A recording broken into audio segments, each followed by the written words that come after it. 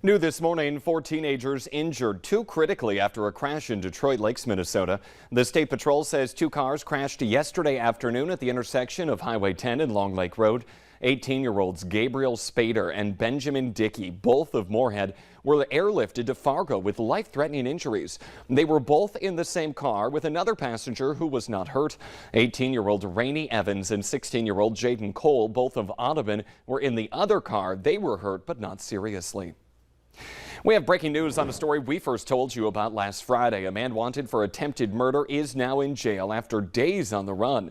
Police arrested James Van last night in Mandan. It all started on July 12th when police say Van fired at a moving vehicle. A few days later, police say he took them on a high-speed chase through Bismarck that ended over safety concerns. Authorities say he was arrested last night without a problem. One man is in jail after reports of shots fired in North Fargo from over the weekend. It started late Saturday night when someone reported 2 loud bangs in the 300 block of 7th Avenue North, and they found a bullet hole in their wall. Officers found bullets in the grass across the street, but no suspects. About 2 hours later, another call from the same address about a man pointing a gun at a couple. Police say the suspect then got in the car with a woman and then drove away, but was pulled over a short time later. They say 31-year-old Waylon Lenore gave officers consent to search the vehicle, but they didn't find any weapons there. Officers later found a gun in the grass near that house on 7th Avenue. Lenore was then arrested for terrorizing and is suspected in that shots fired incident from earlier in the night. Fargo police are investigating a second report of gunfire, this one early yesterday morning in the 1500 block of 11th Street North. A person standing on his apartment balcony was talking to a man walking across the street when that guy pulled out a gun and shot toward the caller's apartment. Police say a bullet hit the side of the building. No one was hurt, though. There were no word on any arrests in that case. Just about 6:53 now on this Monday morning. Let's get a check of your forecast. Lisa Green, you're tracking storms out there this morning. Yes, we have one severe thunderstorm warning still in effect until 7:15 up in the north and east. There are other areas seeing some rain, perhaps a lightning bolt or 2, but this by far our strongest storm right now. It's likely producing some heavy rain. The storm is warned for hail that could be a little bit less than 1 inch in diameter, but wind gusts 60 miles per hour in the latest update on this one. And it's now in effect only for Lake of the Woods County. Roseau County has been removed from the warning because it's cleared that part of the area. But Badette getting hit hard right now, and then north of the border too as this moves to the southeast at about 45 miles per hour. Not much for hail here. You see these purple areas? That's the hail size indicator, and that's under 1 inch here at this point in time. So some places seeing some sun, but it's very hazy out there with the humidity, the heat coming our way today. Check out our temperature by 4 o'clock, 98. I think we'll top off around 99 in Fargo today, so getting very close to 100. It's going to feel like 100 degrees as we head into the day. We've got that heat advisory in effect from 1 p.m. to 7 p.m. That's when it's going to be the worst. We're talking dangerous heat that can have some big-time impacts on the body, especially if you're vulnerable to the heat. Find ways to stay cool today on this first alert weather day.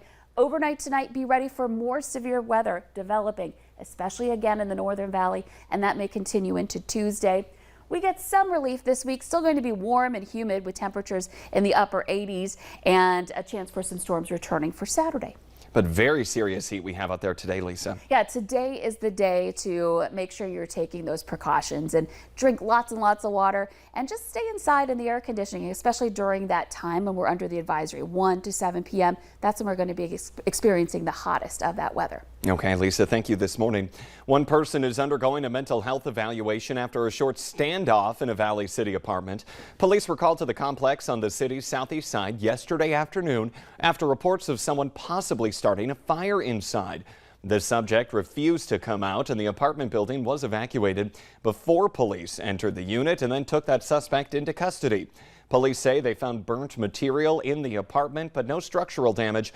The Barnes County attorney is considering possible charges now in that case. A North Dakota man is dead following an ATV crash in the Northern Valley from over the weekend. The Highway Patrol says 48-year-old Michael Peterson of Walhalla died late Saturday night when his four-wheeler rolled on top of him in a flooded field near Leroy. That's near the Canadian border.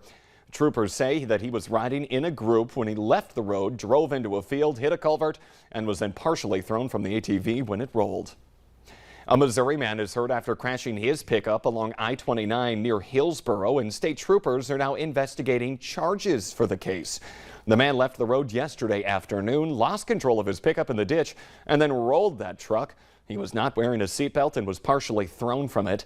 The driver was first treated in Hillsboro and then airlifted to the hospital in Grand Forks.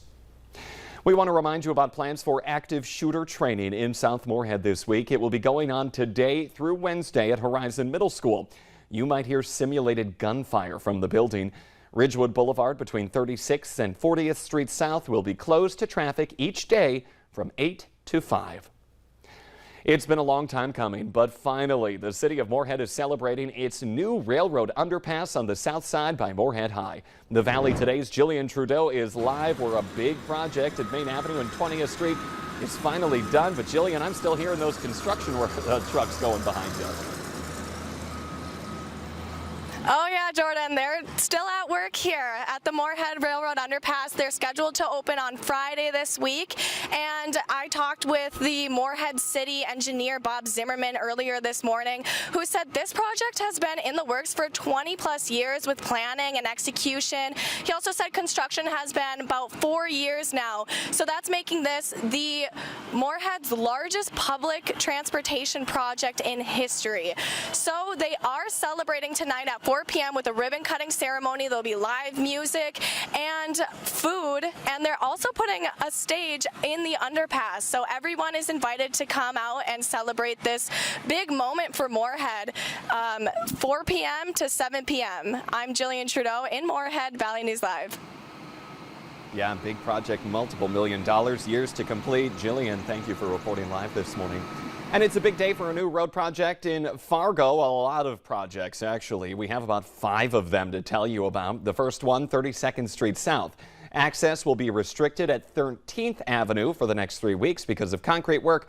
Now that's near the Shields and Bell Bank. They'll be open to just one lane. Plus, watch out for any turn lane closures. Westbound 17th Avenue South is closing between 16th and 16th and a half streets. That will be up for 3 days. That's near Lewis and Clark Elementary School. The crews there are relocating a utility pole. Main Avenue is also shutting down between 14th and 15th Street for underground work there. The closure will be in place for about 1 week. And then starting today, traffic will be closed on 19th Avenue North. That's between 3rd and 4th Street for street repairs. The road should be fully reopened by the end of the workday tomorrow. And the intersection of 15th Avenue and 39th Street North will be blocked for 1 week because of utility work there.